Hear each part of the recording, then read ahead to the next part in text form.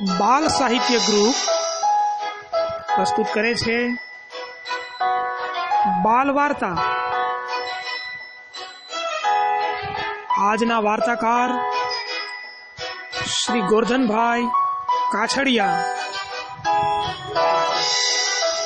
अमरापुरा पे सेंटर शाळा, तालुको बाबरा, जिल्लो अमरेली।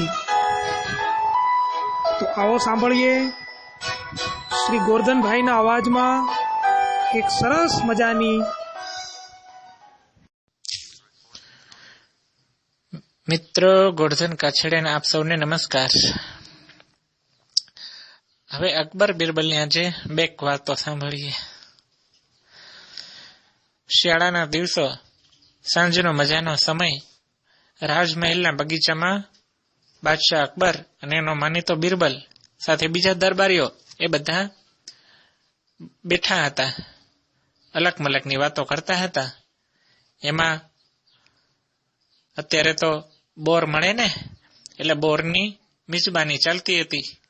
બાદશાહ અને બીરબલ બંને બાજુમાં ખુરશી પર બેસીને બોર ખાતા હતા અને સામે બીજા દરબારીઓ પણ બધા બેઠેલા। એમાં બાદશાહને જાહેરમાં બધાની સામે બીરબલની મશ્કરી કરવાનું મન થયું। બોર ખાતા ખાતા ઠળિયા ખુરશી નીચે નાખતા હતા। બાદશાહે પોતાના પગથી હડસેલીને બધા ઠળિયા બીરબલની ખુરશી નીચે ધકેલી મૂક્યા। બીરબલની ખુરશી નીચે ઠળિયાનો મોટો ઢગલો થયો। પછી બધા સાંભળે એ રીતે મોટેથી કહે, અરે જુઓ જુઓ દરબારીઓ, આપણો બીરબલ કેવો ખાવધરો છે, કેટલા બધા ઠળિયા ખાઈ ગયો। બધા બીરબલની ખુરશી નીચે જોઈ અને ખડખડાટ હસવા લાગ્યા।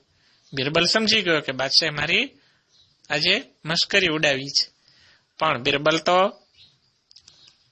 તરત તૈયાર જ હતો। એણે વળતો જવાબ આપ્યો, હા હા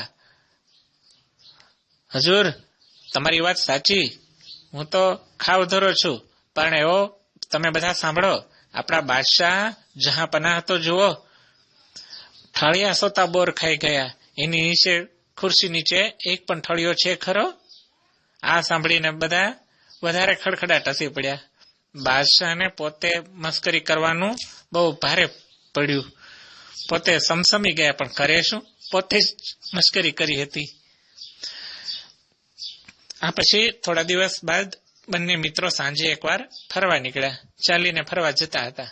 દૂર દૂર તળાવને કાંઠે પાળીએ જઈને બેઠા। એમાં બાદશાહે વાત કરી કે અરે બીરબલ, મને આજે રાત્રે સપનું આવેલું। બીરબલ કહે, કેવું સપનું હતું? અરે તારું જ હતું। હે, મારું સપનું? તો કહો, શું સપનામાં આવ્યું હતું? હવે રેવા દે ને, નથી કેવું, વળી તને ખરાબ લાગશે, ખોટું લાગશે। આ તો મારાથી કહેવાય ગયું કે તારું સપનું હતું, પણ હવે તને કહીશ તો તને દુઃખ લાગશે। ના, એમાં શું, સપનાની વાતમાં દુઃખ શાનું લાગે? કહો જોઈએ, શું સપનું આવ્યું? રેવા દે ને, હવે નથી કેવું। ના, પેલા તમે કહ્યું ને, હવે નથી કેવું, એવું ના ચાલે। મારા વિશે સપનું આવ્યું હોય ને તમે ના કહો, જે આવ્યું હોય તે કહો જોઈએ, કે જો પછી ખોટું ના લાગાડતો હો। હા હા કહો તો, કે જો આપણે બંને ફરવા નીકળ્યા, આવો સાંજનો સમય, દૂર દૂર નીકળી ગયા। એમાં બે તળાવ હતા। તળાવની વચ્ચેથી આપણે પસાર થતા હતા। એકાએક મારો પગ લપસ્યો। એક બાજુનું તળાવ મધથી ભરેલું હતું અને બીજી બાજુનું તળાવ મળ મૂત્ર ને વિષ્ટાનું ગંદકીથી ભરેલું હતું। આપણે બંને લપસીને પડ્યા। હું મધના કુંડમાં પડ્યો અને તું પેલી વિષ્ટાના કુંડમાં પડ્યો। એમ કરીને બાદશાહ તો હસવા લાગ્યા। બીરબલ સમજી ગયો। એને કહ્યું, હજુર આટલું જ સપનું હતું ને? હા, મને એટલું સપનું આવ્યું। આ તો સપનું હતું હો। હા હા, પણ મને આવું જ સપનું આવેલું। હે, તને આવું સપનું આવ્યું? હા, પણ મારું સપનું થોડું વધારે લાંબુ ચાલેલું।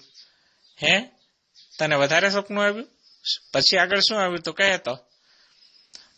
ના ના, હવે તમને ખરાબ લાગશે। નહીં બીરબલ, કેવું પડે, તારા સપનામાં શું હતું કે જોઈએ, મારો હુકમ છે।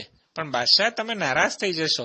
કે ના હવે તો તું કે જ, તારે મેં કહ્યું એટલે તારે હવે કેવું પડશે. તને શું આગળ સપનામાં આવ્યું? પણ સાંભળવા જેવું નથી.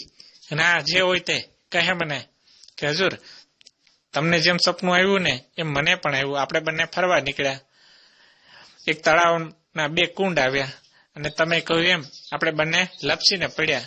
તમે કહ્યું એવું જ મને આવ્યું. તમે મધના કુંડમાં પડ્યા અને હું વિષ્ટાના કુંડમાં પડ્યો. એ સાચું?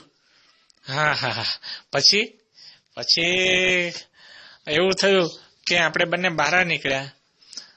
હવે હું તમને ચાંટવા મળ્યો અને તમે મને ચાંટવા લાગ્યા. બાદશાહ શું બોલે? હવે પોતે મસ્કરી કરી હતી અને વળતો જવાબ હતો